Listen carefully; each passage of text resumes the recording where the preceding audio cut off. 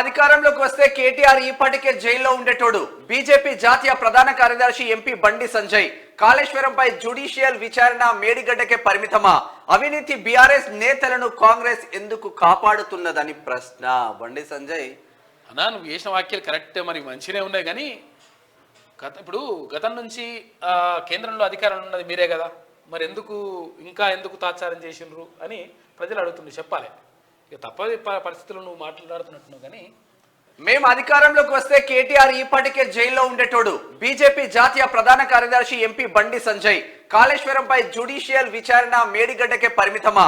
అవినీతి బీఆర్ఎస్ నేతలను కాంగ్రెస్ ఎందుకు కాపాడుతున్నదని ప్రశ్న.